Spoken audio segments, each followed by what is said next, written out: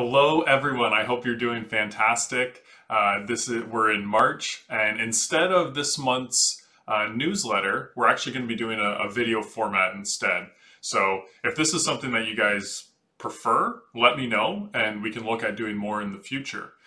Today's topic is actually going to be looking at one of the last few remaining advanced tax planning strategies available to Canadians today. And that involves the purchase of flow-through shares. So to start off, what are flow-through shares? Flow-through shares are really shares of typically Canadian resource companies which come with additional tax benefits associated to them. Now, why do these exist? These flow-through shares exist because the government essentially subsidizes the Canadian resource industry to some extent. They want to promote Canadian resource companies to further develop the natural resource landscape and build out their projects that they have on the go. And so in order to do that, they want to incentivize these companies to do that. So they actually give them tax breaks or tax credits and deductions to go out and expand their resource base and develop their projects that they've identified. And in a lot of the cases, in order to use tax deductions and credits, you need to have income. And when these companies are small in their early stages, they don't necessarily have that income. So that's where we come in as the investors. These resource companies can actually issue shares, right? They raise capital. We, the investor, can actually purchase the shares, and they can pass their tax credits and deductions to us, the end investor, and we can reap the benefits. And so that's essentially what they are and how they work. When we're talking about the strategy, there's two main benefits associated to flow-through shares. The first is tax deferral. So instead of paying the tax deferral, essentially what we're talking about is instead of paying tax today, we're going to pay tax at some time in the future. Okay. The second item is tax conversion. So when we talk about tax conversion, it helps to look at an example, but in essence, when you receive employment income from a company, all of that income is taxed. Now, when there's investment income, there's different classifications. You have interest income, which is fully taxed. All of it is taxed at your marginal tax rate. There's dividend income, which has some preferential tax treatment, and it's more favorable than interest income. And then there's capital gains, which are the most tax efficient way of generating investment gains. And so what we're going to look at today is how is there a way that we can move employment income to be classified as capital gains, and how that strategy is going to work with flow-through shares. So, in order to do that, let's dive into the first example, and we're going to look at John Smith in this scenario. So you can see on the screen now, we're looking at John Smith. He's the executive of 123 Corporation. I just made up a name, same with John Smith. But John has a problem. He's in the highest marginal tax bracket, and his employment income for the year is $320,000. Okay, and so you can see over on the side, this is the combined federal and provincial tax rates for people in Ontario, and anything over $220,000, so any income earned over $220,000, he's paying tax at 53.53%. So what that means is that when he earns $320K, his last 100 grand of income is taxed at 53.53%. That means he's giving away 53 grand to the government. Okay, that's high. We want to avoid that. So again, is there a way we can shift that income, that 100 grand in employment income, to paying tax at a capital gains rate instead? Okay, and with a capital gain, instead of paying tax, if you had a $100,000 capital gain, what happens is you only have to pay tax on half of that capital gain at your marginal tax rate. And that's going to be an important thing to remember as we go through the example. So let's look at the scenario here. So again, I touched on John. He has 100 grand of income in the highest marginal tax rate. He's paying tax at 53%. That's 53 grand in tax.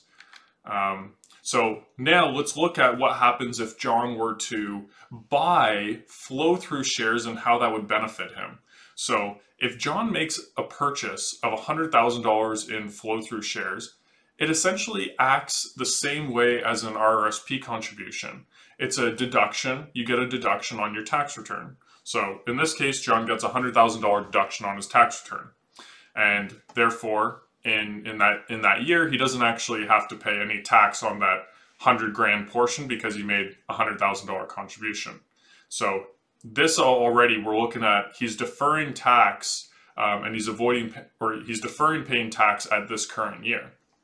Now in year 2, John has, let's assume that the investment in the flow-through shares stayed flat. You know, there was no gain, there was no loss. Well, what happens when you make a purchase into flow-through shares is your adjusted cost base drops down to 0. So what that means is when it comes accounting time, his adjusted cost base is 0 or his book value is 0. That means that if he were to sell out that his investment of 100,000, all of that 100,000 would be classified as a capital gain. Now you might be thinking, okay, I avoided, or I deferred paying tax on $100,000 last year, but now I have to pay tax on 100,000. But remember, because it's considered a capital gain, and there's the 50% inclusion rule, John only has to pay tax on $50,000 at his marginal tax rate. So when he pays tax on $50,000 at 53.53%, that means he only pays $26,800 in tax. Now, that actually comes out to a tax savings of over $26,000 in this scenario. So this is the tax conversion. This is how we're converting tax. Instead of paying, instead of being taxed on his employment income, he's now converting that income over to capital gains, and he's taxed at a much more favorable rate. So I want to add one element, or I want to change one aspect of the strategy now. So in the previous scenario, John made a $100,000 purchase of flow-through shares. He received a $100,000 deduction on his tax return. Well, that's not always the case. A lot of times with these flow-through shares, you can actually receive a deduction up to 130% of the amount you purchased in flow-through shares. So for example, if John were to make a $100,000 purchase in flow-through shares, in reality, he might actually be able to achieve $130,000 in tax deductions for that year. Now, I'm going to run through an example where I'm assuming a little bit less. I'm going to assume he gets $120,000 as a tax deduction, and we're going to see essentially what is the break-even point on the strategy, or in other words, how much can that investment actually drop for John to break even on this strategy? And so let's take a look at that.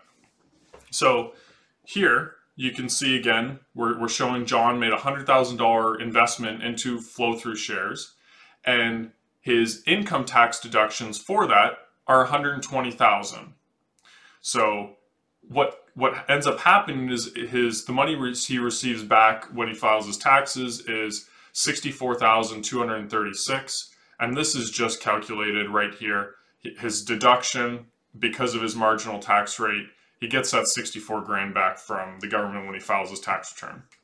And so really, when you look at this, he made a $100,000 purchase, but he received a 64 grand refund on his tax savings. So really the amount that he has at risk is basically $36,000. So, you know, next year, really, I mean, for John to break even on this strategy and really do no worse than his previous situation, he just needs to receive $36,000 back next year. And so what does he actually have to do to break even on this strategy? So when you look at it, basically the calculation works out that if his investment drops by 51%, in other words, if in year 2 his investment is worth $48,834, after paying capital gains tax on that, he actually gets back his $35,764. So he would break even on the strategy. And so I guess another scenario here, or another way of calculating this, is if you have downside protection of 50%, so if you have your $48,834, but mind you, you still have to pay capital gains tax. You can see the calculation down below. That's how he gets his $35,000 back in year 2. So that's just another way of looking at it. So again, you know, when you're doing these flow-through shares, you don't want to assume that you're just going to get your money back, because, you know, why take the risk? It's not worth going through this process if you're just going to break even on the strategy. You want to do better. And so let's look at what happens. These flow-through shares, they can be super volatile. You're investing in the Canadian resource market, and those of you that are familiar with it, it's a volatile market. Your investment can go up, it can go down. These companies' share prices move a lot. And so what we want to do here is let's look at a scenario where we're only going to get back 75% of our original investment in year 2, or we're going to, in other words, we're going to assume a 25% loss on our flow through share investment, and we're going to see what does that do for us from a tax standpoint. So in this scenario, again, John's doing a $100,000 investment into flow through shares. The tax savings that he receives is $64,000.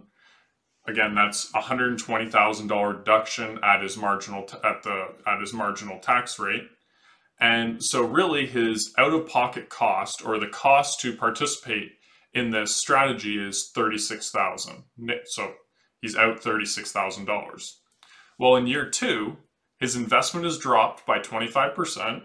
So the investment is now worth $75,000. He chooses to sell his investment, okay? But remember, he still has to pay capital gains tax on it now, and which is the most favorable way of paying tax. And so even after paying capital gains, he comes out with just shy of 55 grand.